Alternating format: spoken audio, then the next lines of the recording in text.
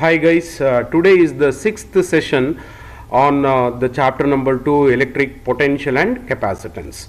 In this session we will discuss about the electrostatics of conductors or behavior of a conductor in electric field and the results of the behavior of a conductor in electric field, and also we will learn about the polar and non-polar molecules and polarization of dielectric. So today we have got only 2 to 3 objectives, and we will start with this electrostatics of conductors or behavior of a conductor in electric field. So dear students, you just imagine a conductor here. So notice that I'll just draw the conductor here. This is a conductor, say, and as you all know, conductor is characterized by the presence of large number of free electrons. So conductor contains large number of free electrons. Here is a conductor. I have just written a conductor here.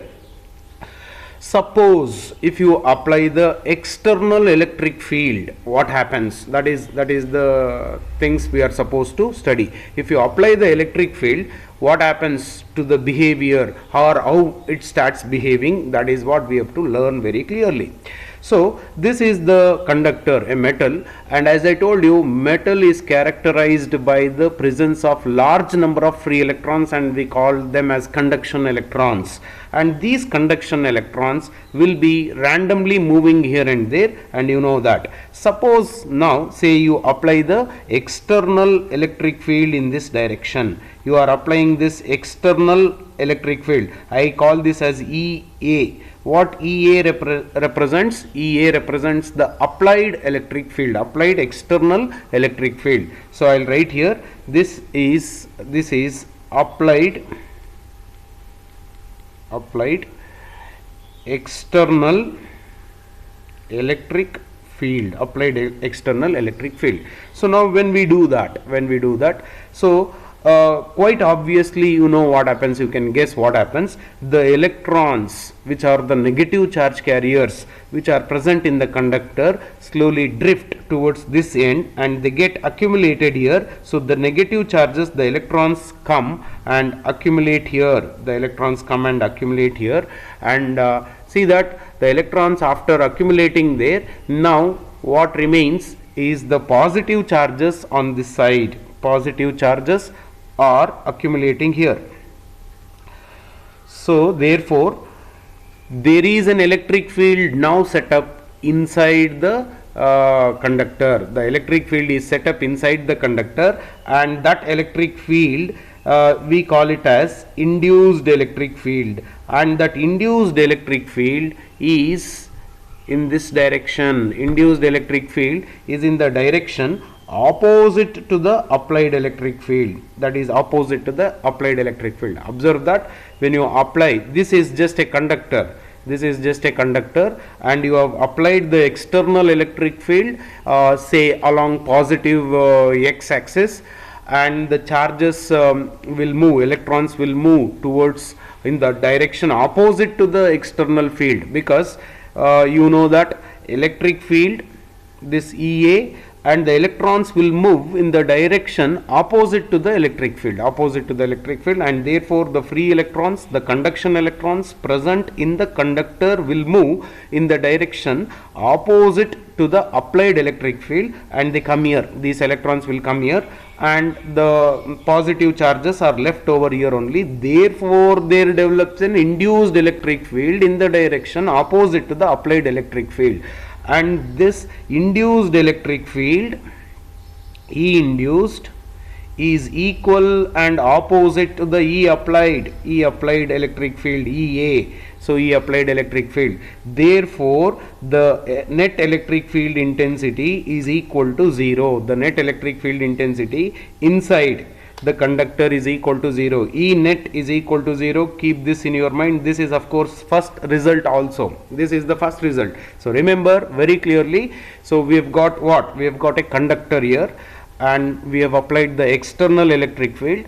When we apply the external electric field, the conduction electrons present inside the conductor start moving towards or opposite to the direction of the electric field, and they accumulate here, and positive charges are left over here, and therefore there develops an induced electric field. That is because of applied electric field. This induced electric field and the applied electric field, now both are equal and opposite, and therefore the net electric field intensity inside the conductor is equal to 0. This is the important conclusion. So this is how the conductor behaves when the electric field is applied. Now we will study the next one. Now notice that inside the conductor the electric field intensity is 0. Observe that inside the conductor the electric field intensity is 0, and I have explained you very clearly. If you want once again, I will just try to explain again. So imagine this is the conductor, this is the conductor,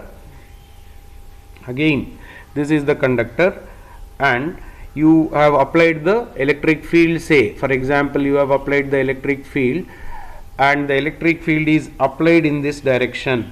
The electric field applied is E external or EA, E applied electric field, EA the applied electric field, and because of the applied electric field in this direction, the negative charges will come here. These negative charges will come here, and the positive charges will come here,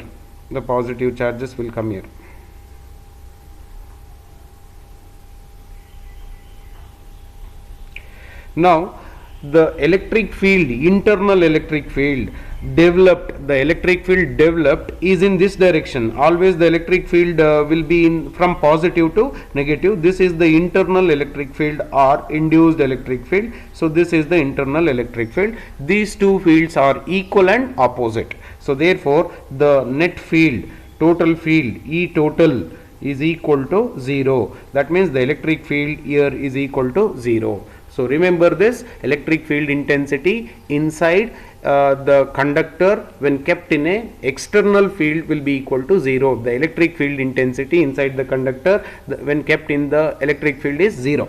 So one more thing, suppose if you want to know, suppose if the electric field is not applied, then also the electric field intensity will be equal to 0. You remember that, whether the electric field is applied or not, whether the conductor is charged or not, in any case the electric field intensity inside the conductor will be equal to 0. This is an important point to be noted, whether the electric field is applied or not, whether the conductor is charged or not, the electric field intensity E is equal to 0. So remember this one very clearly. Even if you do not apply the electric field, why the electric field intensity is 0, I will tell you. Just listen. See that if you do not apply the electric field, what happens if you do not apply the electric field? Check this one. Say here is a conductor, and the external applied field is equal to 0. You have not applied any electric field. Because you have not applied any electric field, the total charges inside the conductor will be equal to 0. Total charge inside the conductor will be equal to 0. Total charge means, if suppose if there are 1000 protons, there will be 1000 electrons.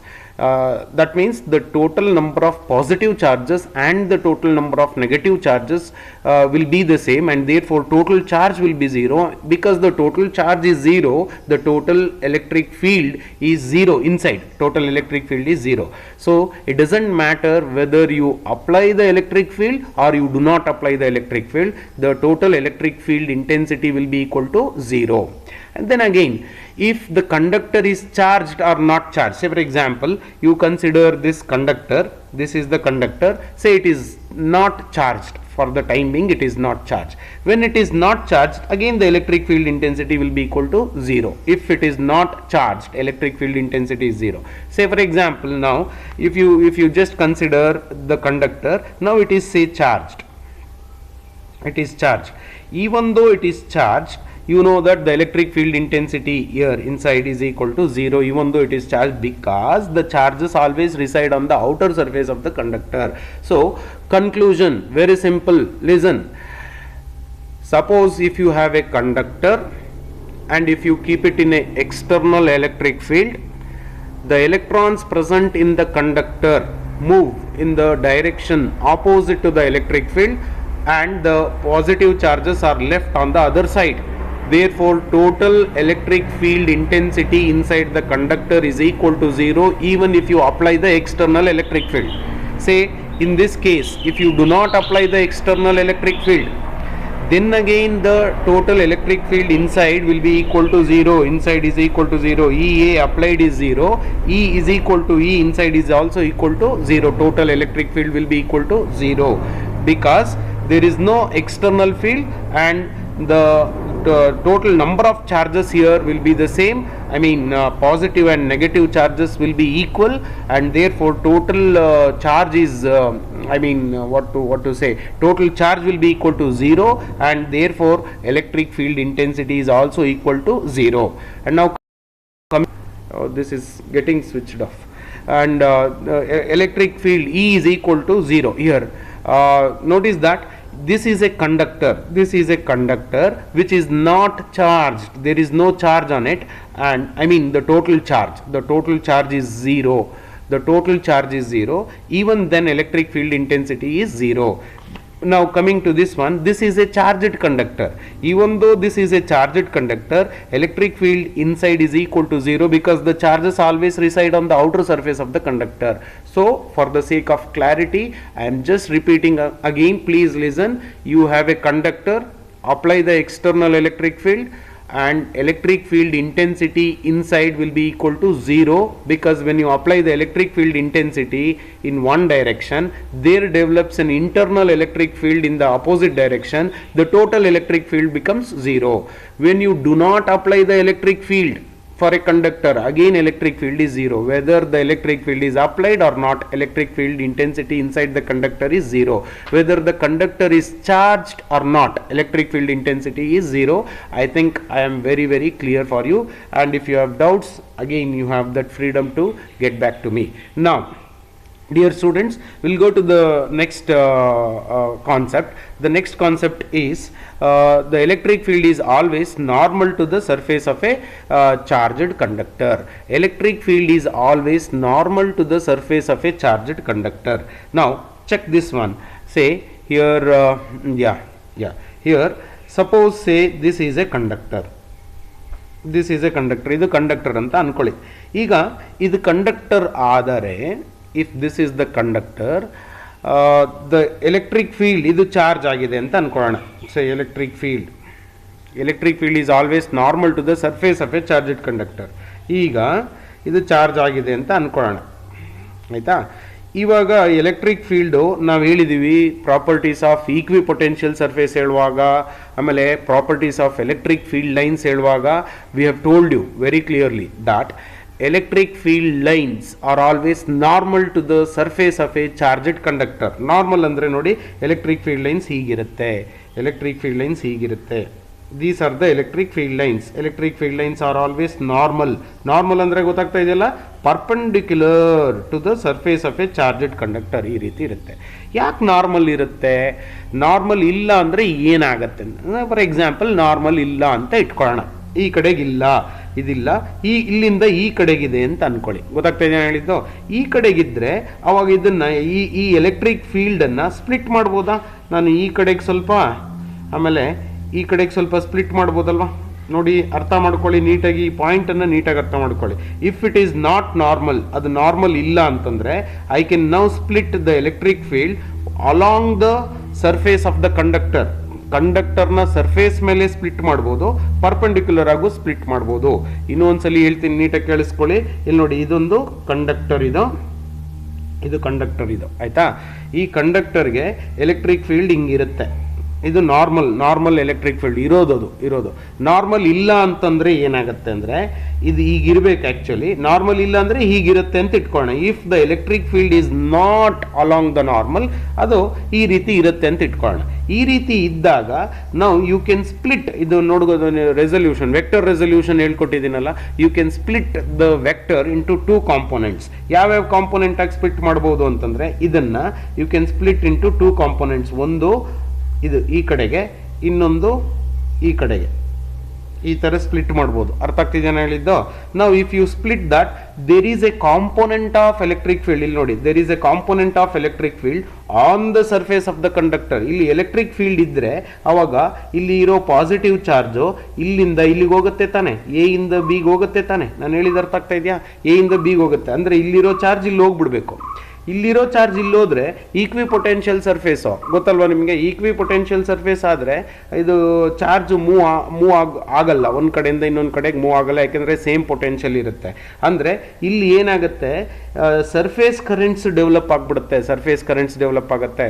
ಇನ್ನೂ clarity ಬೇಕಂತಂದರೆ ನಾನು ಹೇಳ್ತೀನಿ, I think it is slightly difficult. ನಿಮ್ಗೆ ಆ statement ನೆನಪಿದ್ರೆ ಸಾಕು, ಆದರೆ ಯಾಕೆ ಅನ್ನೋದು ಕೂಡ ತುಂಬ ಇಂಪಾರ್ಟೆಂಟ್. ಅದಕ್ಕೋಸ್ಕರ ಇದನ್ನು ಸ್ಟ್ರೆಸ್ ಮಾಡಿ ಹೇಳ್ತಾ ಇದ್ದೀನಿ. I am stressing this, please try to understand. Electric field lines are always normal to the surface of a charged conductor. ಇದು ನಾರ್ಮಲ್ ಇಲ್ಲ ಅಂತ ಅನ್ಕೊಳ್ಳಿ. ಫಾರ್ ಎಕ್ಸಾಂಪಲ್ ಇನ್ನೂ ಒಂದ್ಸಲಿ ಬರ್ತೀನಿ ನೋಡಿ. ನಾರ್ಮಲ್ ಇಲ್ಲ ಅಂತ ಅನ್ಕೊಳ್ಳಿ. ಇದು ಫಾರ್ ಎಕ್ಸಾಂಪಲ್ ಚಾರ್ಜ್ಡ್ ಕಂಡಕ್ಟರ್, ಇದು ಪಾಸಿಟಿವ್ಲಿ ಚಾರ್ಜ್ಡ್ ಕಂಡಕ್ಟರ್, ಆಯ್ತಾ? ಇದು ಪಾಸಿಟಿವ್ಲಿ ಚಾರ್ಜ್ಡ್ ಕಂಡಕ್ಟರ್. ಸೊ ಇದು ಪಾಸಿಟಿವ್ಲಿ ಚಾರ್ಜ್ಡ್ ಕಂಡಕ್ಟರ್ ಆಗಿದ್ದರೆ ಎಲೆಕ್ಟ್ರಿಕ್ ಫೀಲ್ಡ್ ಲೈನ್ ನನ್ನ ಪ್ರಕಾರ ಹೇಗಿರಬೇಕು ಗೊತ್ತಾ? ಎಲೆಕ್ಟ್ರಿಕ್ ಫೀಲ್ಡ್ ಲೈನ್ ಹೇಗಿರಬೇಕು ಅಂತಂದರೆ ಇಲ್ಲಿ ನೋಡಿ, ಎಲೆಕ್ಟ್ರಿಕ್ ಫೀಲ್ಡ್ ಲೈನು ಈ ಥರ ನಾರ್ಮಲ್ ಇರಬೇಕು. ಎಲೆಕ್ಟ್ರಿಕ್ ಫೀಲ್ಡ್ ಲೈನ್ ನಾರ್ಮಲ್ ಇರಬೇಕು. ಬೈ ಚಾನ್ಸ್ ನಾರ್ಮಲ್ ಇಲ್ಲ ಅಂತ ಇಟ್ಕೊಳ್ಳೋಣ. ನಾರ್ಮಲ್ ಇಲ್ದಿದ್ರೆ ಹೀಗೆಗೋ ಇರುತ್ತೆ ಅಂತ ಇಟ್ಕೊಳ್ಳಿ. Normal, if the electric field is not normal, the electric field say is in this direction. ಈಗ ಎಲೆಕ್ಟ್ರಿಕ್ ಫೀಲ್ಡ್ ಈ ಡೈರೆಕ್ಷನಲ್ಲಿದ್ದರೆ ಅದನ್ನು ನಾವು ಸ್ಪ್ಲಿಟ್ ಮಾಡ್ಬೋದು ನೋಡಿ. ನಾವು we can split that electric field in this direction. ಈ ಕಡೆಗೆ ಒಂದು ಸ್ವಲ್ಪ, ಆಮೇಲೆ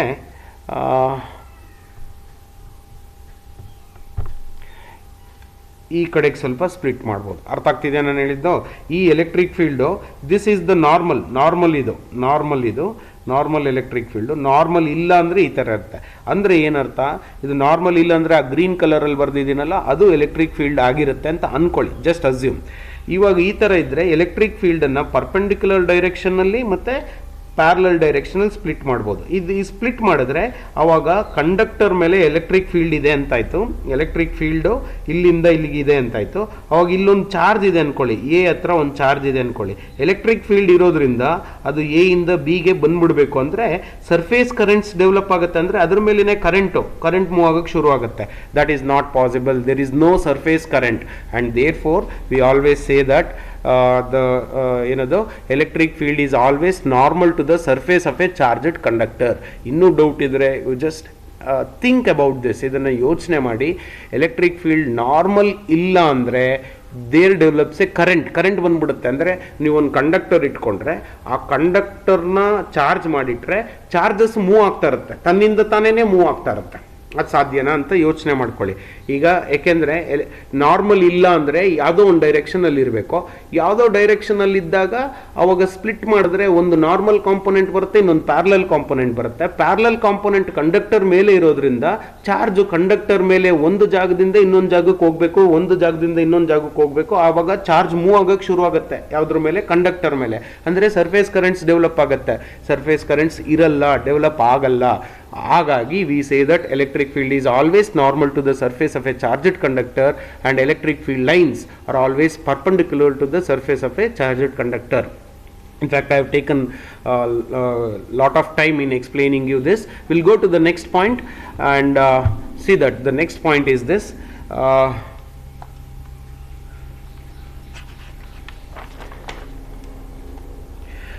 When a conductor is charged, the charges resides only on the surface of a conductor. ಇದೊಂದು ಕಂಡಕ್ಟರ್ ಅಂತ ಅಂದ್ಕೊಳ್ಳಿ, ಇದೊಂದು ಕಂಡಕ್ಟರು, ಇದನ್ನು ಚಾರ್ಜ್ ಮಾಡ್ತೀರಾ. ಇಲ್ಲಿ ಏನಂದರೆ ತುಂಬ ಸಿಂಪಲ್ ಪಾಯಿಂಟ್ಸ್ ಇದೆಲ್ಲ. ಇದು ಚಾರ್ಜ್ ಮಾಡ್ತೀರಾ. ಫಾರ್ ಎಕ್ಸಾಂಪಲ್ ಇದು ಕಂಡಕ್ಟರ್ ಅಂದರೆ ನೀವು ಬೇಕಾದರೆ ಹ್ಯಾಲೋ ಕಂಡಕ್ಟರೇ ತೊಗೋಬೇಕು ಅಂತೇನಿಲ್ಲ. You need not take an hollow conductor, you can take a solid conductor also. ನೀವು ಚಾರ್ಜ್ ಮಾಡ್ತೀರಾ ಅಂತ ಅಂದ್ಕೊಳ್ಳೋಣ. ಒಳಗಡೆ ಹೋಗಿ ಸಾಲಿಡ್ ಕಂಡಕ್ಟರ್ನ ಒಳಗಡೆ ಹೋಗಿ ಇಂಜೆಕ್ಷನ್ ಚಾರ್ಜ್ ಕೊಡ್ತೀರಾ ಅಂತ ಇಟ್ಕೊಳ್ಳಿ. ನೀವು ಒಳಗಡೆ ಕೊಟ್ಟರು ಆ ಚಾರ್ಜು ಆಚೆಗೆ ಬಂದ್ಬಿಡುತ್ತೆ. ಇಲ್ಲೆಲ್ಲೋ ಚಾರ್ಜ್ ಕೊಡ್ತೀರಾ ಅಂತ ಅಂದ್ಕೊಳ್ಳಿ, ಇಲ್ಲೆಲ್ಲೋ ಕೊಡ್ತೀರಾ ಚಾರ್ಜು. ನಾವು even if you give the charge there, ಅಲ್ಲಿ ಚಾರ್ಜ್ ಕೊಟ್ಟರು ಆ ಚಾರ್ಜು ಇಲ್ಲಿಗೆ ಬಂದ್ಬಿಡುತ್ತೆ. Charge will come and stay here. ಯಾಕೆ ಆಚೆ ಬರುತ್ತೆ ಅಂತಂದರೆ ಬಿಕಾಸ್ ಕಂಡಕ್ಟರ್ ಅಂತ ಹೆಸರೇ ಕೊಟ್ಟಿದ್ದೀವಲ್ಲ, ಕಂಡಕ್ಟರ್ ಅಂತ ಹೆಸರು ಇದೆಯಲ್ಲ, because it conducts. So therefore whatever the charge that you give, it will not stay back there, ಅಲ್ಲೇ ಇರಲ್ಲ ಅದು, ಆ ಚಾರ್ಜು ಆಚೆ ಬಂದ್ಬಿಡುತ್ತೆ. ಎಷ್ಟಾದರೂ ಚಾರ್ಜ್ ಕೊಡ್ತಾ ಇರಿ ನೀವು, that charge comes outside and stays on the outer surface because it is a conductor. There are free electrons available. ಆದರೆ ಇಲ್ಲಿ ನೋಡಿ, ಇಲ್ಲೊಂದು ಇನ್ಸುಲೇಟರ್ ಅಂತ ತಗೊಳ್ಳಿ, ಸೇ ಇದು ಇನ್ಸುಲೇಟರ್ ಅಂತ ಅನ್ಕೊಳ್ಳಿ. ಈ ಇನ್ಸುಲೇಟರ್ ಅಲ್ಲಿ ನೀವೇನ್ ಮಾಡ್ತೀರಾ, ಇಲ್ಲಿ ಚಾರ್ಜ್ ಮಾಡ್ತೀರಾ ಅಂತ ಇಟ್ಕೊಳ್ಳಿ. ಈ ಭಾಗನ ಯಾವುದೋ ಒಂದು ಇದು ಫಾರ್ ಎಕ್ಸಾಂಪಲ್ ಗ್ಲಾಸ್ ಅಂತ ಅನ್ಕೊಳ್ಳಿ. ಇದು ಗ್ಲಾಸ್ ಆದರೆ ಸಿಲ್ಕ್ ಕ್ಲಾತ್ ಇಂದ ಇಲ್ಲಿ ರಬ್ ಮಾಡ್ತೀರಾ ಅಂತ ಅನ್ಕೊಳ್ಳಿ. ಸಿಲ್ಕ್ ಕ್ಲಾತ್ ಇಂದ ರಬ್ ಮಾಡಿದಾಗ ಈ ಜಾಗದಲ್ಲಿ ಚಾರ್ಜಸ್ ಬರುತ್ತೆ ಅಂತ ಅನ್ಕೊಳ್ಳಿ. Imagine in that place you will get some charges. ಇಲ್ಲಿ ಪ್ಲಸ್ ಚಾರ್ಜಸ್ ಬರುತ್ತೆ ಅಂತ ಅನ್ಕೊಳ್ಳಿ, ಆಯ್ತಾ. ಅಲ್ಲಿ ಚಾರ್ಜಸ್ ಬಂದರೆ ಅಲ್ಲಿ ಚಾರ್ಜಸ್ ಬರುತ್ತೆ ಅಂತ ಅನ್ಕೊಳ್ಳಿ, ಅಲ್ಲಿ ಚಾರ್ಜಸ್ ಬರುತ್ತೆ. ಆ ಚಾರ್ಜಸ್ ಅಲ್ಲೇ ಇರುತ್ತೆ, ಅದು ಅಲ್ಲಿಂದ ಇಲ್ಲಿಗೆ ಹೋಗಲ್ಲ, ಬೇರೆ ಕಡೆಗೆ ಹೋಗಲ್ಲ. ಯಾಕೆ ಹೋಗಲ್ಲ? ಹೋಗ್ಲಿಕ್ಕೆ ಅಲ್ಲಿ ಕಂಡಕ್ಷನ್ ಪ್ರಾಪರ್ಟೀಸ್ ಇರಲ್ಲ, because this is an insulator.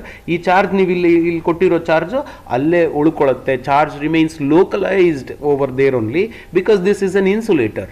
Whereas here ಇಲ್ಲೊಂದು ಚಾರ್ಜ್ ಕೊಟ್ಟರೆ, ನೀವು ಈ ಚಾರ್ಜ್ ಕೊಟ್ಟರೆ ಆ ಚಾರ್ಜ್ ಆಚೆಗೆ ಬಂದು ನಿಂತ್ಕೊಳ್ಳುತ್ತೆ. ಅಲ್ಲಿವರೆಗೂ ಚಾನ್ಸ್ ಇದೆ, ಅಲ್ಲಿಂದ ಮುಂದಕ್ಕೆ ಹೋಗೋಕೆ ಆಗಲ್ವಲ್ಲ, ಅದಕ್ಕೆ ಆಚೆಗೆ ಬಂದು ನಿಂತ್ಕೊಳ್ಳುತ್ತೆ. So therefore the charges always resides on the outer surface of the conductor. In fact, we have learned this in the first chapter, the properties of electric charges ಅಲ್ಲಿ ಕಲ್ತಿದ್ದೀವಿ. ಇಲ್ಲಿ ರೀಸನ್ ಗೊತ್ತಾಗ್ತಾ ಇದೆ ಯಾಕೆ ಅಂತ. ಸೊ ಇದು conductor ಆಗಿರೋದ್ರಿಂದ the charges will always come on the outer surface and stays there. ಯಾಕೆ ಔಟರ್ ಸರ್ಫೇಸ್ಗೆ ಬಂದು ನಿಂತ್ಕೊಳ್ಳುತ್ತೆ? ಅಲ್ಲಿಂದ ಮುಂದಕ್ಕೆ ಹೋಗಕ್ಕೆ ಆಗಲ್ವಲ್ರಿ, ಅಷ್ಟೇನೆ, ಇನ್ನೇನಿಲ್ಲ. Very simple, as simple as that. ನಾವು will go to the next point. The entire body of a conductor including its surface is at a constant potential. Very simple dear students. ಮತ್ತೆ ಇದನ್ನೇನು ಎಕ್ಸ್ಪ್ಲೈನ್ ಮಾಡೋಂಥ ಅಗತ್ಯ ಇಲ್ಲ. ಒಂದೇ point, ಇಲ್ಲಿ electric field ಏನು ಒಳಗಡೆ ಝೀರೋ ತಾನೆ. ಇನ್ನೊಂದು ಸ್ವಲ್ಪ ಈ ಕಡೆ ಬರೀತೀನಿ ನೋಡಿ. ಎಲೆಕ್ಟ್ರಿಕ್ ಫೀಲ್ಡ್ ಏನಿಲ್ಲಿ, ಎಲೆಕ್ಟ್ರಿಕ್ ಫೀಲ್ಡ್ ಒಳಗಡೆ ಝೀರೋ. ಎಲೆಕ್ಟ್ರಿಕ್ ಫೀಲ್ಡ್ ಝೀರೋ ಆದರೆ, ಥಿಂಕ್ ಮಾಡಿ, ಎಲೆಕ್ಟ್ರಿಕ್ ಫೀಲ್ಡ್ ಝೀರೋ ಆದರೆ work done to transfer the charge, ಇಲ್ಲೊಂದು ಚಾರ್ಜ್ ಇರುತ್ತೆ ಅನ್ಕೊಳ್ಳಿ, ಸುಮ್ಮನೆ ಇರಲ್ಲ, ಇಲ್ಲೊಂದು ಚಾರ್ಜ್ ಇರುತ್ತೆ. ಇಲ್ಲಿಂದ ಇಲ್ಲಿಗೆ ನೀವು ಚಾರ್ಜನ್ನು ಟ್ರಾನ್ಸ್ಫರ್ ಮಾಡಬೇಕು ಅಂತಂದರೆ, ಆಗ ಇಲ್ಲಿ ಎಲೆಕ್ಟ್ರಿಕ್ ಫೀಲ್ಡ್ ಝೀರೋ ಇರೋದ್ರಿಂದ there is no work required to transfer the charge from one point to the other point. Yesterday I have told you very clearly, charge q1 ಅನ್ನು ತಗೊಂಡು ಬರಬೇಕಾದ್ರೆ ಇನ್ಫಿನಿಟಿ ಇಂದ ಪಾಯಿಂಟ್ ಎಗೆ, in the absence of the field the work required will be equal to zero. ಇಲ್ಲೂ ಅಷ್ಟೇನೆ, electric field, because the electric field is zero, you will not do any work to transfer the charge from one point, say A, to the other point B. So work done will be equal to zero. When the work done is zero, potential difference is zero. Remember, when the work done is zero, potential difference is zero. dW, the work done, is equal to zero. Therefore dV, the potential difference is zero. Potential difference zero adre potential is constant. Remember, this is very important point, because see that electric field intensity inside the conductor is zero, or on the surface of the conductor ತಗೊಳ್ಳೋಣ. ಆಮೇಲೆ electric field intensity inside the conductor is zero. Therefore you need not do work to transfer a charge from one point to the other point, from one point to the other point, because the work done is zero. Got it? Because the work done is zero, the potential difference is zero. Remember this, potential difference is zero. Because the potential difference is zero, the potential is constant. ಅಂದರೆ see that at the point A, if the potential is 5 volt, at the point B also the potential will be 5 volt, which means at any point inside the conductor, charged conductor, at any point inside the charged conductor, the potential remains constant. Potential remains constant. Remember, potential at any point inside the charged conductor is constant, and the value of that potential is equal to the value of the potential on the surface of the conductor. On the surface ಮೇಲೆ 5 volt ಇದ್ರೆ, ಒಳಗೆ ನೀವು ಯಾವ point ಸೆಂಟರ್ಗೆ ಹೋದ್ರೂ ಕೂಡ 5 ವೋಲ್ಟೇ ಇರ್ತದೆ. Try to understand that. See that the potential ಆಚೆ ಎಷ್ಟಿರುತ್ತೋ ಒಳಗೂ ಕೂಡ ಅಷ್ಟೇ ಇರುತ್ತೆ. ಯಾಕೆಂದರೆ ಒಳಗೆ ಎಲೆಕ್ಟ್ರಿಕ್ ಫೀಲ್ಡ್ ಝೀರೋ ಇರುತ್ತೆ. ಇನ್ನೊಂದು ರೀತಿ ಹೇಳೋಣ ನಿಮಗೆ ನೋಡಿ. ಈಗ electric field E is equal to dV by dr. ಈ ಡಿರೈವೇಶನ್ ಕಲ್ತಿದ್ದೀವಿ ತಾನೇ ನಾವು. Electric field E is equal to dV by dr ಕಲ್ತಿದ್ದೀವಾ? Electric field E is equal to 0 ಅಂದರೆ ಅರ್ಥ ಏನು, d V by d r 0 ಅಂತ ತಾನೇ ಅರ್ಥ. ಡಿಫರೆನ್ಶಿಯೇಷನ್ ಆಫ್ ಸಮಥಿಂಗ್ 0 ಆದರೆ that something should be constant ಅಲ್ವಾ. ಇಲ್ಲಿ ನೋಡಿ ಗೊತ್ತಾಗುತ್ತೆ, d V by d r is equal to 0 ಅಂದರೆ V should be constant, V is constant. So potential ಏನಾಗುತ್ತೆ, ಕಾನ್ಸ್ಟೆಂಟ್ ಇರುತ್ತೆ. And the value of the potential at any point inside the surface is equal to the value of the potential on the surface. Surface ಮೇಲೆ 5 volt ಇದ್ದರೆ, surface ಮೇಲೆ 5 volt ಇದ್ದರೆ ಇಲ್ಲಿ ಒಳಗೆ ಕೂಡ 5 ವೋಲ್ಟೇ ಇರುತ್ತೆ. ಒಳಗೆ ಯಾವುದೇ ಪಾಯಿಂಟ್ ತೊಗೊಂಡ್ರು 5 ವೋಲ್ಟ್ ಇರುತ್ತೆ, because electric field intensity is 0, potential is constant. Say students, this is also, I think it is clear. Now we'll go to the next one, and the next important property is this. Expression for electric field at the surface of a charged conductor of irregular shape. ಇದು irregular ಶೇಪ್ದು. So ಇಲ್ಲೊಂದು ತುಂಬ simple ಇದು. ಇಲ್ಲಿ ನೋಡಿ, ಇಲ್ಲೊಂದು irregular ಶೇಪ್ದು ಒಂದು charged body ತೊಗೊಂಡಿರ್ತೀನಿ ನಾನು, ಆಯಿತಾ. ಈ ಇರ್ರೆಗ್ಯುಲರ್ ಶೇಪ್ದು ಚಾರ್ಜ್ಡ್ ಬಾಡಿ ತೊಗೊಂಡಿದ್ದೀನಿ, ಇದರ ಮೇಲೆ ಚಾರ್ಜಸ್ ಇರುತ್ತೆ ಅಂತ ಅನ್ಕೋಣ. ಫಾರ್ ಎಕ್ಸಾಂಪಲ್ ಪಾಸಿಟಿವ್ ಚಾರ್ಜಸ್ ಇರುತ್ತೆ ಅಂತ ಅನ್ಕೊಳ್ಳಿ, ಇಲ್ಲೆಲ್ಲ ಪಾಸಿಟಿವ್ ಚಾರ್ಜಸ್ ಇರುತ್ತೆ. So this is A conductor of irregular shape having positively charge, and the charge density is sigma anta karkoli. Sigma is what? Charge density. So sigma is the charge density. So idu electric field, ಆಯ್ತಾ. I mean expression for the electric field intensity on the surface of A charged conductor of irregular shape. ಯಾವುದೋ shape, ಆಯಿತಾ. ಅದು ಇದೇ ಸ್ಪೇಯರೇ ಆಗಬೇಕು, ಸಿಲಿಂಡ್ರೇ ಆಗಬೇಕು, straight ವೈಯರೇ ಇರಬೇಕು, plane ಇರಬೇಕು, ಆ ಥರದ್ದೇನಿಲ್ಲ. ಈಗ ಎಲೆಕ್ಟ್ರಿಕ್ ಫೀಲ್ಡ್ ಬೇಕು ಅಂದಾಗ ನಾವು ಆ್ಯಸ್ ಯೂಶುವಲ್ ಏನು ಮಾಡ್ತೀವಿ ನಾವು ಅಂತಂತಂದರೆ, we will apply the Gauss theorem. Gauss theorem apply ಮಾಡಬೇಕು ಅಂದರೆ ಗಾಸಿಯನ್ ಸರ್ಫೇಸ್ ಬೇಕು. ಸೊ ನಾವು say this is our Gaussian surface. ಇದು ಗಾಸಿಯನ್ ಸರ್ಫೇಸ್. ಇದು ಈ ಗಾಸಿಯನ್ ಸರ್ಫೇಸ್ನ ಪಿಲ್ಲೋ ಬಾಕ್ಸ್ ತೊಗೊಂಡಿದ್ದೀವಿ. We have taken a cylinder say, and see that sigma is the surface charge density. ಇಲ್ಲೆಲ್ಲ ಪಾಸಿಟಿವ್ ಚಾರ್ಜಸ್ ಇರುತ್ತೆ. ಈ ಏರಿಯಾ ಇದೆಯಲ್ಲ, ಈ ಏರಿಯಾನ ಡಿ ಎಸ್ ಅಂತ ಕರ್ಕೊಳ್ಳೋಣ. This area is d s, ಆಯಿತಾ. ಇಲ್ಲಿ ನೋಡಿ, ಒಳಗಡೆ ಇದು ಎ ಸಿಲಿಂಡರ್ ಎ ಮತ್ತು ಬಿ ಇದೆಯಲ್ಲ, ಇದು ಎ ಇದೆಯಲ್ಲ, ಎ ಎಲ್ಲಿದೆ ಅಂತಂದರೆ it is inside the conductor. Because it is inside the conductor, the electric field intensity is 0 and therefore flux is 0. ಅಲ್ಲಿ ಫ್ಲಕ್ಸ್ 0 ಇರುತ್ತೆ. ಫ್ಲಕ್ಸು ಇಲ್ಲಿಂದ ಮಾತ್ರ ಆಚೆ ಬರ್ತಿರುತ್ತೆ, flux. So therefore the flux is emanating only through this surface. ಇಲ್ಲಿಂದ ಮಾತ್ರ ಬರ್ತಾ ಇರುತ್ತೆ flux. Therefore flux according to the definition, flux ಅಂದ್ರೆ ಏನು? Flux is equal to, if you remember, flux is equal to ಏನು ಹೇಳಿ? Flux is equal to E into d s. ಆ d s ಅಂದರೆ ಇಲ್ಲೊಂದು ಏರಿಯಾ, ಇದು area of this cylinder, ಆಯಿತಾ. Flux is equal to E into d s, remember this, ಆಯಿತಾ. ಇದನ್ನು equation 1 ಅಂತ ಕರ್ಕೊಳ್ಳೋಣ. Flux is equal to E into d s. D s is the area, ಆಯಿತಾ. ಆಮೇಲೆ ಈಗ ನೆಕ್ಸ್ಟ್ ಪಾಯಿಂಟ್ ನೋಡೋಣ. ಗಾಸ್ ಥಿಯರಮ್ ಏನು ಹೇಳುತ್ತೆ ಗೊತ್ತಾ? You know what the Gauss theorem says? Gauss theorem says that the total electric flux is equal to 1 by epsilon naught times the total charge enclosed by the closed surface. ಇದರೊಳಗಡೆ total charge ಎಷ್ಟಿರುತ್ತೆ ಅಂತ ನೋಡೋಣ. ಈಗ total charge ಬೇಕು. Sigma ಅಂದ್ರೆ ಏನ್ರಿ? Sigma is equal to charge by area ಅಲ್ವೇನ್ರಿ? Sigma is equal to charge divided by what? Area. Because sigma is equal to charge divided by area. What is charge? Charge is equal to Q is equal to sigma into ds. Q is equal to sigma into ds. ಇದು ನೆನ್ಪಿಟ್ಕೊಳ್ಳಿ. ವಾಪಸ್ ಇಲ್ಲಿಗೆ ಬರೋಣ ಮತ್ತೆ. According to the definition of the Gauss theorem, statement of the Gauss theorem, flux is equal to 1 divided by epsilon naught times what? Charge. 1 divided by epsilon naught times charge. Now substitute for charge from this equation. Equation 2 ಇದೆಯಲ್ಲ ಇಲ್ಲಿ, 2 ಇಂದ ಚಾರ್ಜ್ಗೆ ಇಲ್ಲಿ substitute ಮಾಡಿ. Flux is equal to ಏನಾಗುತ್ತೆ ನೋಡಿ? Flux is equal to 1 divided by epsilon naught times sigma D s ಆಗುತ್ತೆ. You can call this as equation number 3, ಆಯಿತಾ. 1 ಇಲ್ಲಿದೆ ನೋಡಿ, 1 ಮತ್ತು 3. Compare 1 and 3. When you compare 1 and 3, comparing 1 and 3, you will now get what? E into ds. E into ds is equal to 1 by epsilon naught times what? Sigma into ds. This ds and ds will cancel, so the electric field intensity E is equal to sigma divided by epsilon naught ಆಗುತ್ತೆ.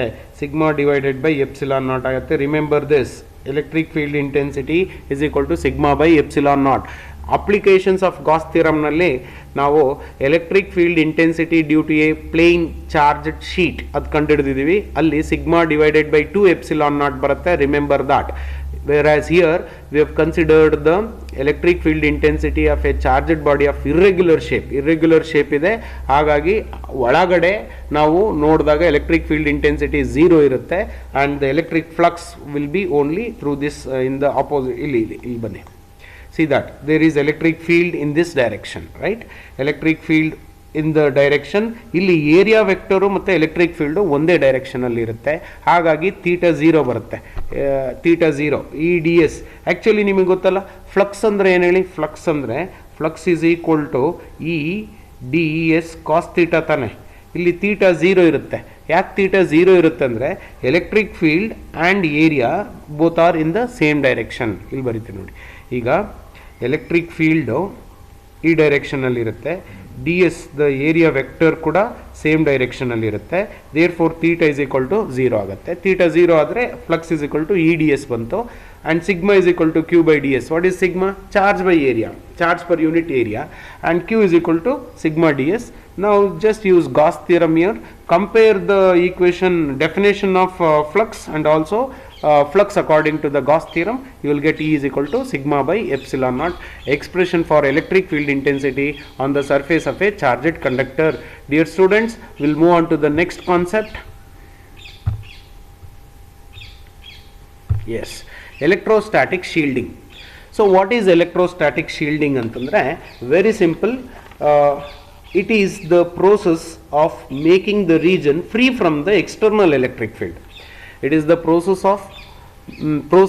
of making the region free from the external electric field. That is called electrostatic shielding. So inside the cavity of a conductor, ಇಲ್ಲಿ ಒಂದು conductor ಇದೆ ಅಂತ ಅನ್ಕೊಳ್ಳಿ. ಸೇ this is A conductor. ಅಲ್ಲಿ ಒಂದು cavity ಇರುತ್ತೆ, ಇದೊಂದು ಸ್ಮಾಲ್ ಹೋಲ್ ಇರುತ್ತೆ, ಕ್ಯಾವಿಟಿ ಇರುತ್ತೆ.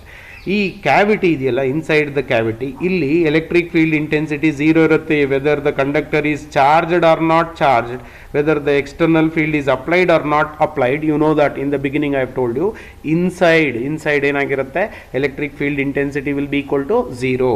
So therefore electrostatic shielding, it is the process of making a region free from external electric field. ನೋಡಿ, ಇವಾಗ ಈ ಕ್ಯಾವಿಟಿ ಇದೆಯಲ್ಲ, ದಿಸ್ ಕ್ಯಾವಿಟಿ, ಅಲ್ಲಿ ಆಚೆ ಎಲೆಕ್ಟ್ರಿಕ್ ಫೀಲ್ಡ್ ಇದ್ದರೂ ಕೂಡ ಆ ಕ್ಯಾವಿಟಿಲಿ ಎಲೆಕ್ಟ್ರಿಕ್ ಫೀಲ್ಡ್ ಇಂಟೆನ್ಸಿಟಿ 0 ಇರುತ್ತೆ. ಯಾಕೆ 0 ಇರುತ್ತೆ? ಬಿಕಾಸ್ ಔಟ್ಸೈಡ್ ಎಲೆಕ್ಟ್ರಿಕ್ ಫೀಲ್ಡ್ ಇದ್ದರೂ ಕೂಡ inside that the electric field intensity is 0. Because I have told you in the beginning only, ಬಿಗಿನಿಂಗಲ್ಲಿ ಹೇಳಿದ್ದೀವಿ, inside the charged conductor the electric field intensity is 0. The reason you know.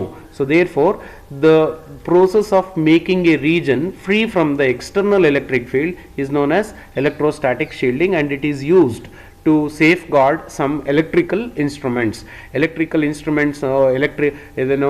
Electrostatic shielding ಅನ್ನು use ಮಾಡ್ತಾರೆ. ಅಂದರೆ electrical, for example ಈಗ ಅಂಗಡಿಗಳ ಹೊರಗಡೆ ನೀವು ನೋಡಿರ್ತೀರ, ದೊಡ್ಡ ದೊಡ್ಡ ಜನರೇಟರ್ ಇಟ್ಟಿರ್ತಾರೆ. That generator is N electrical instrument. ಈಗ ಲೈಟ್ನಿಂಗ್ ಆಗುತ್ತೆ, ಲೈಟ್ನಿಂಗ್ ಆದಾಗ ಅದು ಎಷ್ಟೊಂದು ಎಲೆಕ್ಟ್ರಿಕ್ ಫೀಲ್ಡು ಒಮ್ಮೆಗೆ ಬಂದು ಇನ್ಸ್ಟ್ರೂಮೆಂಟ್ ಹಾಳಾಗುವಂಥ ಚಾನ್ಸಸ್ ಇರುತ್ತೆ. Because during lightning lot of voltage will be produced and that voltage may affect that generator. So therefore if the generator is shielded by a metallic body, ಒಂದು metallic ಬಾಡಿಯಿಂದ shield ಮಾಡಿದ್ರೆ, you know that ಇದು lightning ಆದಾಗ ಏನಾಗುತ್ತೆ, metallic body is charged, but inside the metallic body electric field will be equal to 0. Electric field intensity will be equal to 0, and therefore you use this principle, electrostatic shielding is the principle used to safeguard some electrical instruments. See, I'll tell you, I have told you, I believe, suppose say if you are ಎಲ್ಲೋ ಆಚೆ ಹೋಗ್ತಾ ಇರ್ತೀರಿ, you are traveling, suddenly there will be a thunder and lightning, and you know that there are people who there will be news that people died because of lightning and all. So in order to avoid that, what is the suggestion means, suppose say you are traveling and if you find some car, some closed vehicle, just enter the vehicle and sit inside the car.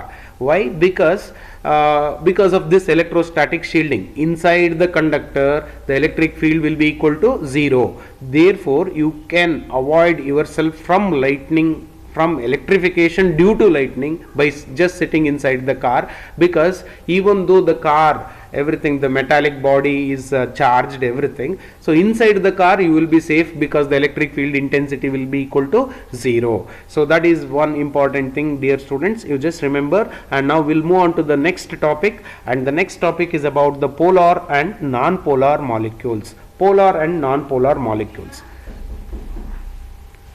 So now the definition of polar and non-polar molecules we will learn. So one thing, so polar molecules and non-polar molecules. Dear students, you just listen this polar and non-polar molecules. First of all, we have to understand the definition. What are polar molecules? Now just understand this very clearly, that I'll just define this, I mean say you through the example, later you will understand.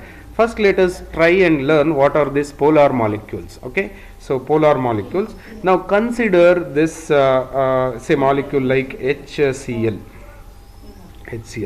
and you know that H plus and Cl minus, H plus and Cl minus. So H plus and Cl minus, this actually is a dipole. Why it is a dipole? Because we have got a chlorine molecule and hydrogen molecule, and chlorine molecule will have a negative charge and hydrogen molecule will have a positive charge, and therefore it behaves as a dipole.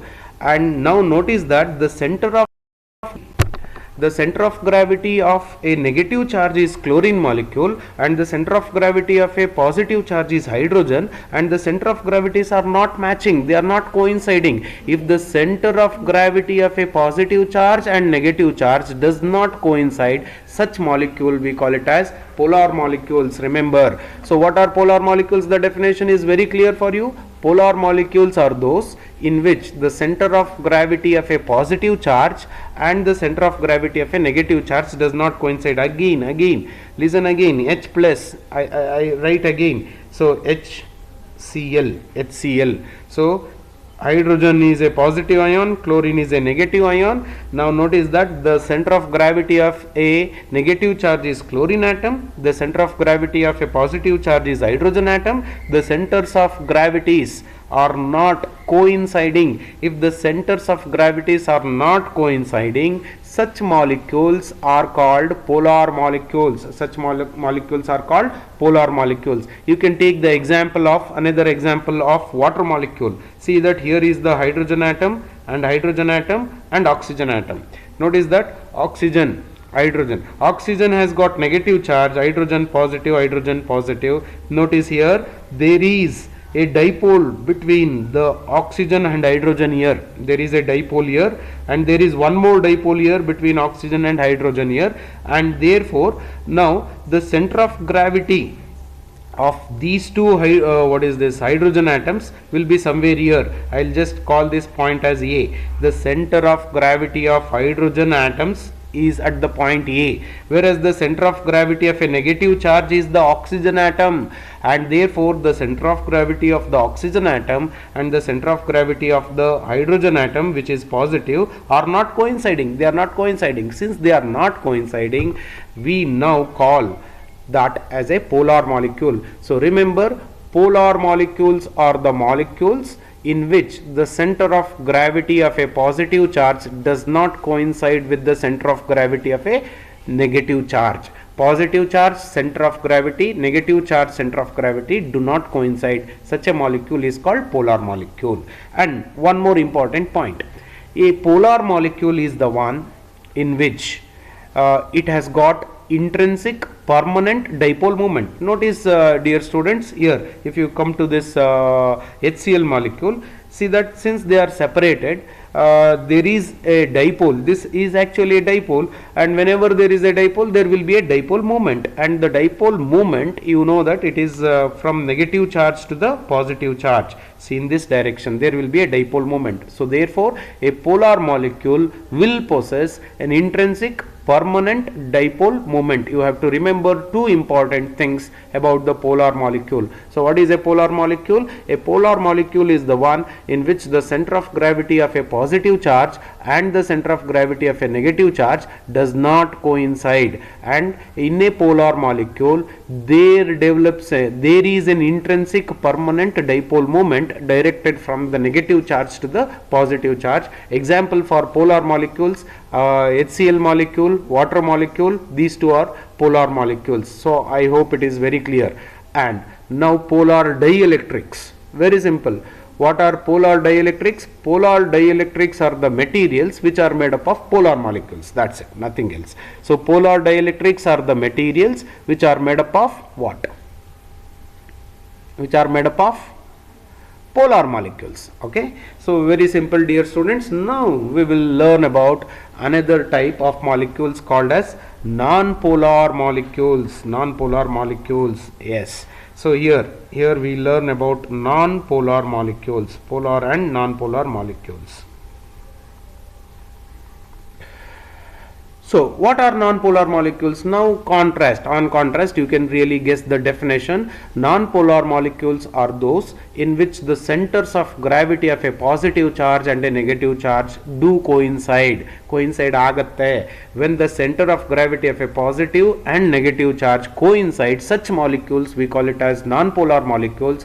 ಯಾವ್ದು coincide ಆಗಲ್ವೋ ಅಂತ molecules ಅನ್ನ polar molecules ಅಂತ ಕರಿತೀವಿ. ಒಂದು example ತಗೊಳ್ಳಿ, carbon ಡೈಆಕ್ಸೈಡ್ಗೆ ಈ ರೀತಿ ಇರುತ್ತೆ, O C ಈ ರೀತಿ ಇರುತ್ತೆ. ಸೊ ಕಾರ್ಬನ್ ಡೈಆಕ್ಸೈಡ್ ಇದು C plus O minus.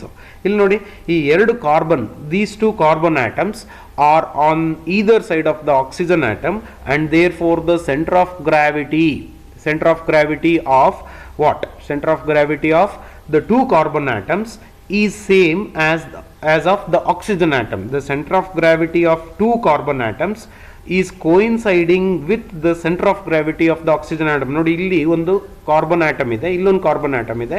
ಇವೆರಡರದ್ದು centre of gravity oxygen atom ಬರುತ್ತೆ. ಅಂದರೆ centre of gravity of positive charge is coinciding with the center of gravity of negative charge, and therefore this kind of molecule we call it as non-polar molecule. A non-polar molecule is the one in which the center of gravity of a positive charge and a negative charge coincides. Now observe this point. There is a dipole moment from the negative charge to the positive charge, and there is a dipole moment from negative charge to the positive charge, from oxygen to carbon on the right side, oxygen to carbon on the left side. So there is a dipole moment here, there is a dipole moment here. Both the dipole moments are equal and opposite. Therefore the net dipole moment of a molecule will be equal to 0, which means the non-polar molecule do not possess the intrinsic dipole moment. Non-polar molecule do not possess the intrinsic dipole moment. Remember, only four things. And one more thing. What are non-polar dielectrics? Very simple. Non-polar dielectrics are the dielectrics made up of non-polar molecules. Dielectrics andre insulators ಅನ್ಕೊಳ್ಳಿ. Dielectrics are nothing but insulators. ಆಯ್ತಾ? So polar dielectrics are the dielectric materials made up of polar molecules. Non-polar dielectrics are the dielectrics made up of non-polar molecules. So for the sake of clarity I repeat again, because it is my habit of repeating the things. So polar molecules are those in which the centers of gravity of a positive charge and negative charge coincides. Polar molecules possesses intrinsic permanent dipole moment and polar dielectrics. Non-polar molecules are those in which the center of gravity of a positive charge and a negative charge do not coincides. Non-polar molecules are those in which the center of gravity of a positive charge and negative charge coincides. Example, carbon dioxide. Example for polar, HCl and water. So coincides. Here nitrogen, hydrogen, non-polar ಗೆ example hydrogen ಆಗುತ್ತೆ, nitrogen ಆಗುತ್ತೆ. ಆಯ್ತಾ? ಇದೆಲ್ಲ ತಿಳ್ಕೊಳ್ಳಿ. ಇದಿಷ್ಟು. ಇನ್ನೊಂದು concept ಇದೆ ಮಕ್ಕಳೇ, I won't bore you too much. We will go to the next concept and finish it off this class. ಆ ಕಾನ್ಸೆಪ್ಟ್ ತುಂಬ ಇಂಪಾರ್ಟೆಂಟು, ನೀಟಾಗಿ ಕೇಳಿಸ್ಕೋಬೇಕು ನೀವು, ಆಯಿತಾ. You have to listen with all the interest.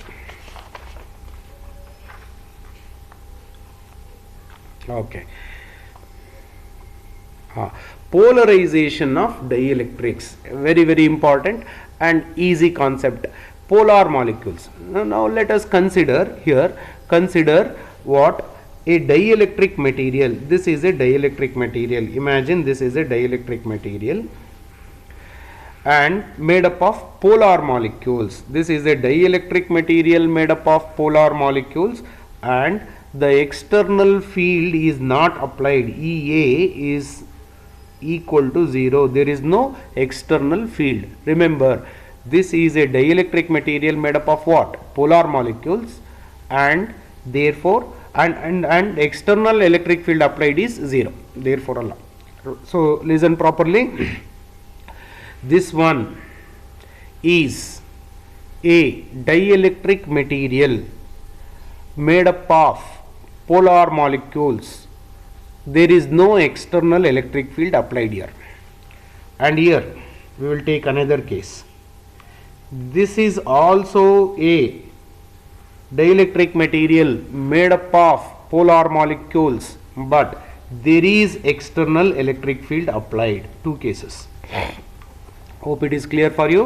This one here, dielectric material made up of polar molecules, no external field.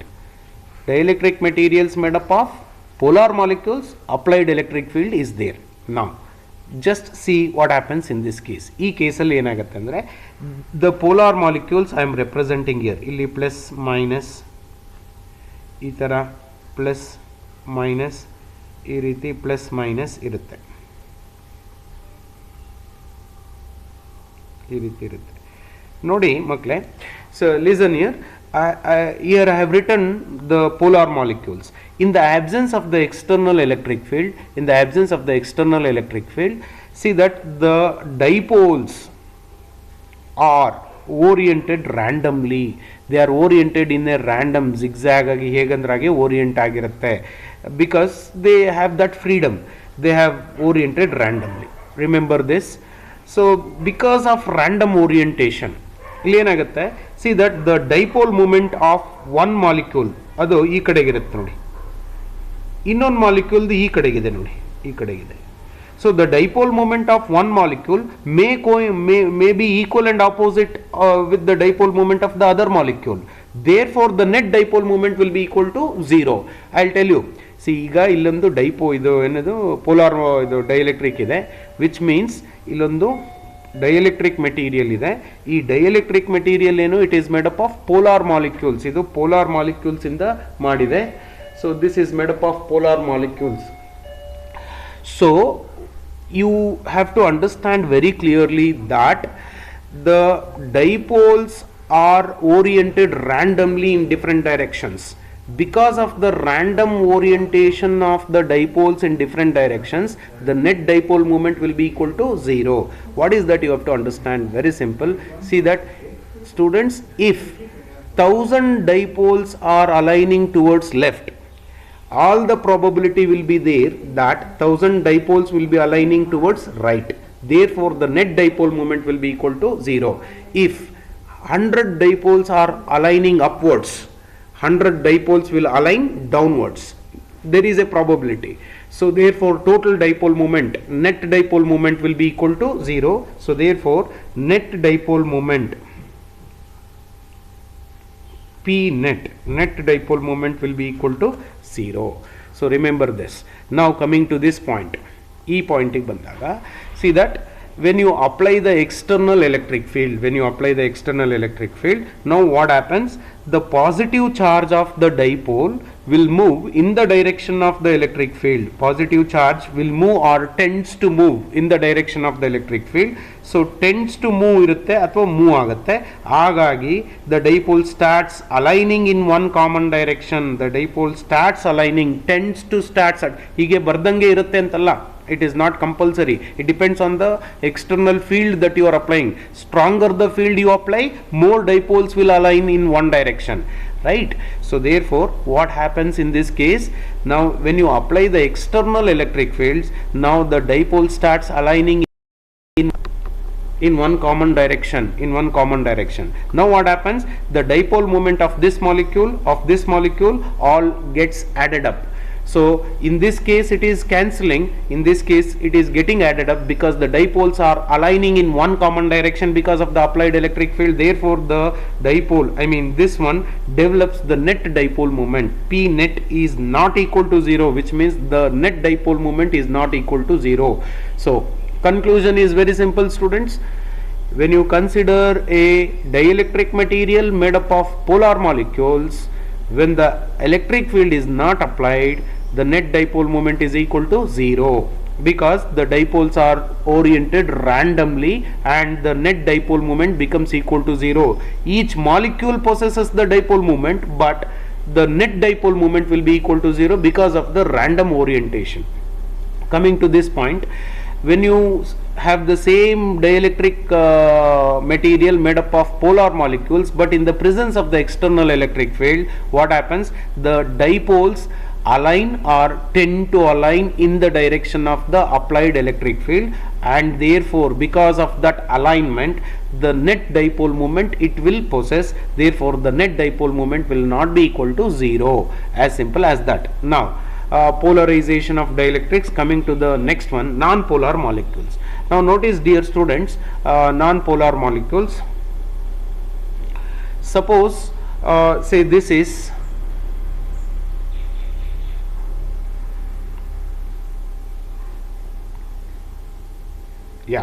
so here we have got a dielectric material, say this is a dielectric material, and electric field applied is equal to 0, no electric field. This is a dielectric material made up of polar molecules, non-polar molecules. This is a dielectric material made up of non-polar molecules. I am just indicating them through circles, with the help of the circles. So here again I will take one more diagram. Say that this is a dielectric material made up of, again, non-polar molecules only, but electric field is applied in the presence of the electric field. Same thing. So here electric field is not applied, here electric field is applied. Now notice, dear students, here we have got what? Non-polar molecule. What is non-polar? Centers of gravities coincide. If the center of gravities coincide, there is no net dipole moment for each molecule. Say plus charge, minus charge, plus charge, minus charge, plus minus, or minus plus, whatever. So that even though the dipoles are oriented randomly, each molecule is not possessing the dipole moment, intrinsic permanent dipole moment, because it is non-polar, and therefore net dipole moment will be equal to 0. P net will be equal to 0. Remember this, P net will be equal to 0, because each molecule being non-polar does not possess the dipole moment, and therefore net dipole moment will be equal to 0 in the absence of the external electric field. But here, guess what happens here? Each molecule, say for example molecule A, molecule B, molecule C, molecule D, every molecule here does not possess the intrinsic permanent dipole moment. Why? Because it is non-polar. Even though it doesn't possess the dipole moment, A does not possess the dipole moment, B does not possess the dipole moment, C, D does not possess the dipole moment, but in the presence of the external electric field, it will possess the dipole moment. Why? How? I will explain you very clearly. Listen properly. Even though each molecule does not possess the intrinsic permanent dipole moment, in the presence of the external electric field, it starts gaining that induced dipole moment. How? I will tell you. Just take this example, dear students. Now what is the example I gave you for non-polar molecule? Say carbon dioxide. Say here I have got the carbon, oxygen and carbon. Okay, you know what is the charge of carbon? It is a plus charge. charge of carbon is plus and charge of say the oxygen is negative.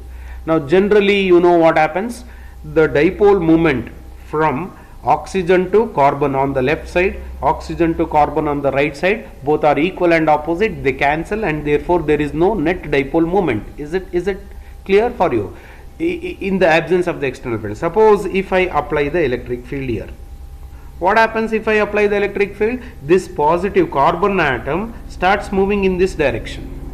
This carbon atom starts moving in this direction, whereas this oxygen atom starts moving in the opposite direction, because negative charge moves in the direction opposite to the electric field and the positive charge moves in the direction of the electric field. As a result, this carbon atom which was supposed to be here goes to this point, and oxygen which was supposed to be here goes here. This carbon which was supposed to be here comes here. Now notice that carbon plus oxygen minus. What is happening now? There is a displacement of positive charge and the negative charge of the non-polar molecule in the opposite directions, and therefore now the dipole moment here is not equal and opposite to the dipole moment here. The dipole moment between the oxygen and carbon in the left side is not equal and opposite to the dipole moment between the oxygen and the carbon in the right side. Dipole moments are opposite but not equal. Therefore, the net dipole moment will not be equal to 0. Therefore, P net is not equal to 0. So I hope it is clear. When you apply the external electric field even for a non-polar molecule, positive charge will move in the direction of the field, negative charge will move in the direction opposite to the field, slight displacement of the charges takes place. Therefore, centers of gravities now do not coincide. Center of gravities do not coincide, therefore it becomes for the time being it becomes a polar molecule, and therefore it will now possess the intrinsic dipole moment, and that dipole moment we call it as induced dipole moment. This is one thing. So conclusion is this: whether the dielectric material is made up of polar or non-polar, in the absence of the external electric field, the dielectric material is not polarized, which means the net dipole moment will be equal to 0. In the presence of the external field, the net dipole moment will be there both in the case of polar and non-polar dielectrics. So that is one thing. Again, any confusions, any clarities, please revert back. I'll be happy to teach you again all these things. Now, perhaps I have got the last bit of the things to solve. Dielectric polarization or polarization density. Now notice, dear students, the dielectric polarization or polarization density is the net dipole moment acquired per unit volume. Net dipole moment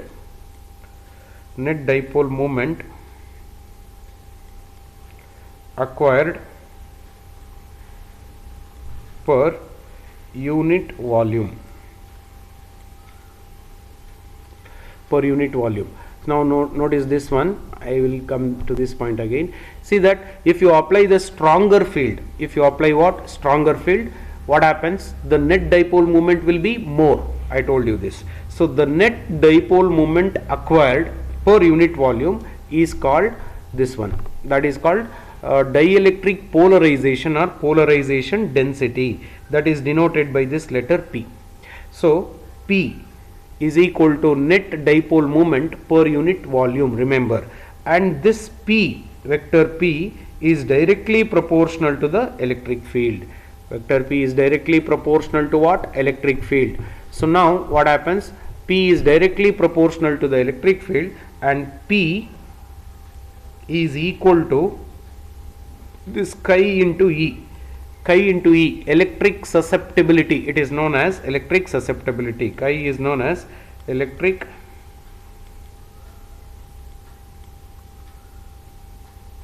susceptibility. So this is polarization.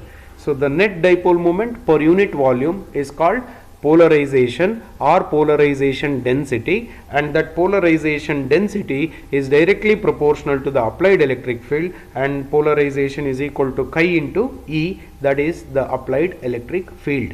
So P is equal to chi into E, and that is the simple explanation. Now there are only two important things now.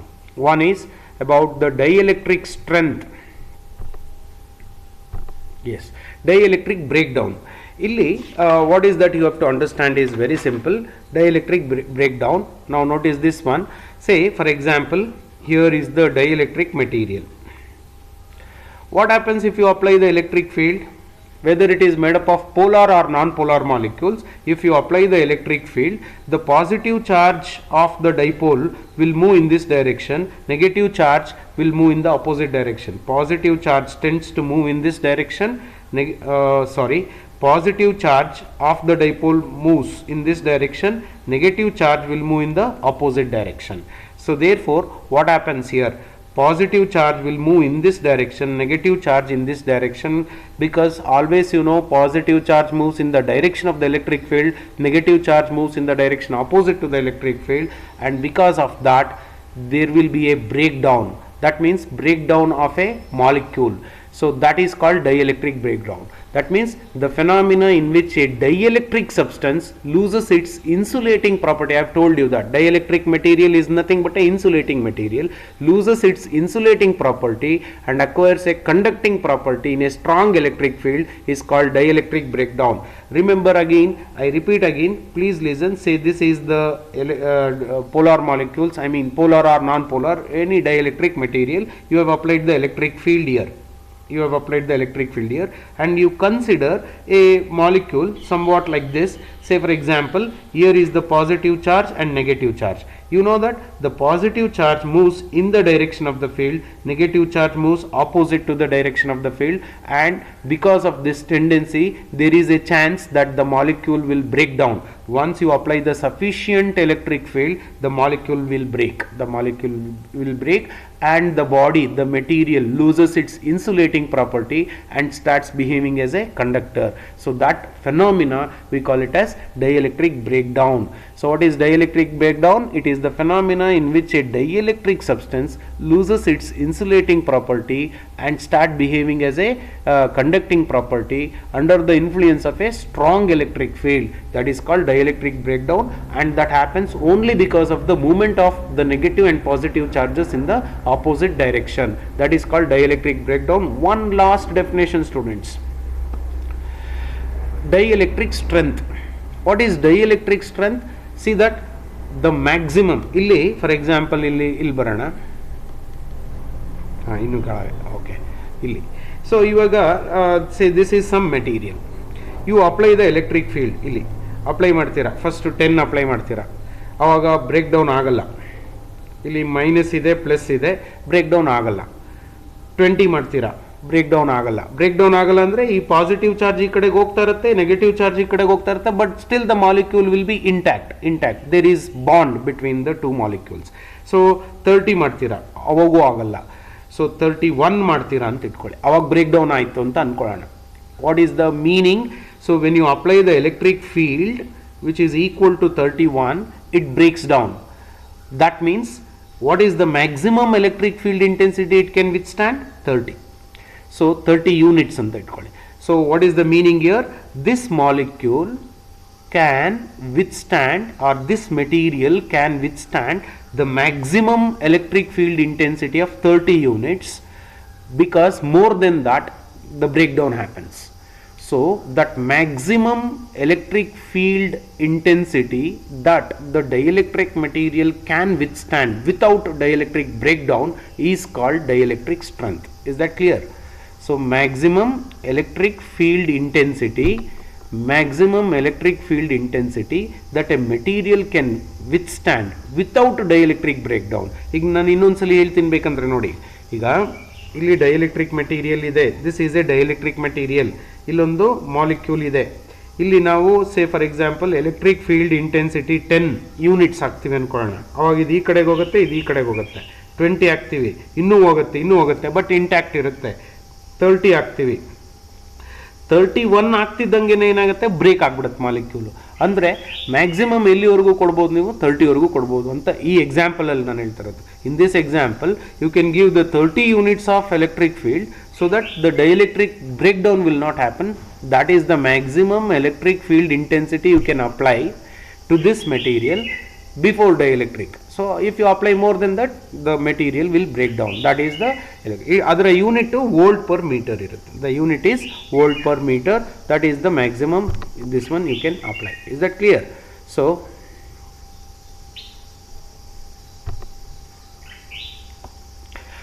just note that SI unit of dielectric strength is volt per meter and the practical unit is kilovolt per millimeter.